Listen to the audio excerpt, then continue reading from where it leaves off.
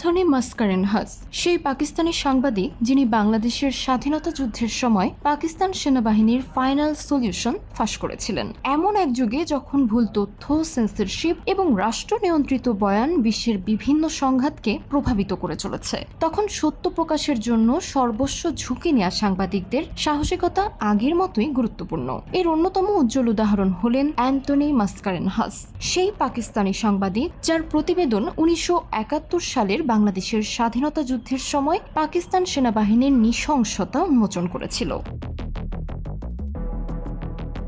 1971 সালের 13 জুন যুক্তরাজ্যের Sunday Times মাসকারেনহাসের যুগান্তকারী প্রতিবেদনটি প্রকাশ করে, যার শিরোনাম ছিল জেনোসাইড বা গণহত্যা। এটি ছিল প্রথম বড় ধরনের আন্তর্জাতিক প্রতিবেদন যা তৎকালীন পূর্ব পাকিস্তানে পাকিস্তান সেনাবাহিনীর চালানো সুপরিকল্পিত হত্যাকাণ্ডের চিত্র তুলে ধরেছিল। এই নিবন্ধনটি সংঘাত সম্পর্কে বিশ্বজনীন দৃষ্টিভঙ্গি বদলে দেয় এবং দক্ষিণ এশিয়ার ইতিহাসের অন্যতম প্রভাবশালী অনুসন্ধানী সাংবাদিকতার নিদর্শন হিসেবে টিকে আছে।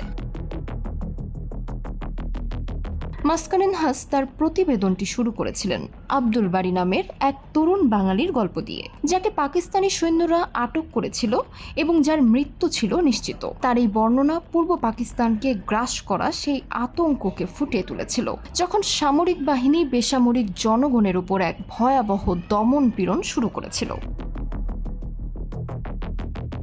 এই সংঘাতের শেকড় ছিল পাকিস্তানের 1970 সালের সাধারণ নির্বাচনে, যেখানে শেখ মুজিবুর রহমানের নেতৃত্বে আওয়ামী লীগ পূর্ব পাকিস্তানের অধিক স্বায়ত্তশাসনের দাবিতে এক চূড়ান্ত নির্বাচনী ম্যান্ডেট পেয়েছিল। কিন্তু পশ্চিম পাকিস্তানের সামরিক নেতৃত্ব এবং রাজনৈতিক মহল তখন ক্ষমতা হস্তান্তরে অস্বীকৃতি জানায়। তখন দেশ জুড়ে ব্যাপক বিক্ষোভ শুরু হয়।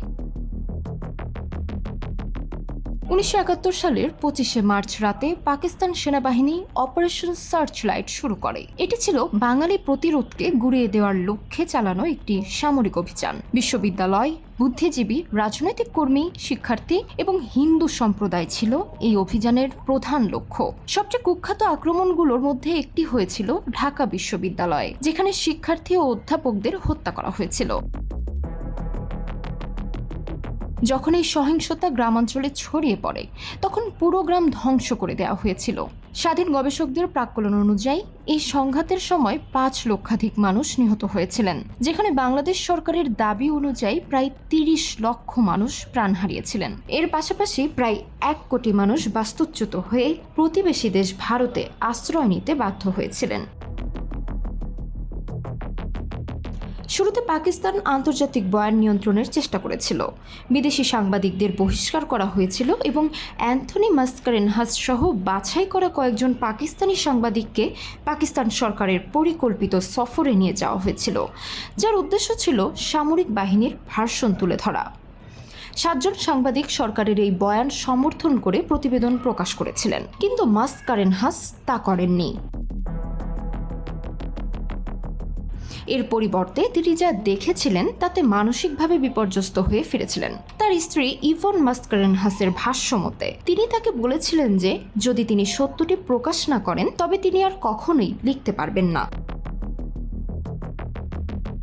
সামরিক সেন্সরশিপের কারণে পাকিস্তানের প্রতিবেদনটি প্রকাশ করা যে অসম্ভব ছিল এবং সত্য প্রকাশের ফলে যে তার জীবন সংশয় হতে পারত তা জেনেও মাসকারেনহাস তার অসুস্থ বোনকে দেখার ছুতোয় গোপনে লন্ডনে পাড়ি জমান। সেখানে তিনি সানডে টাইমসের সম্পাদক হ্যারল্ড ইভান্সের সাথে দেখা করেন এবং সুপরিকল্পিত হত্যাকাণ্ডের বর্ণনা দেন।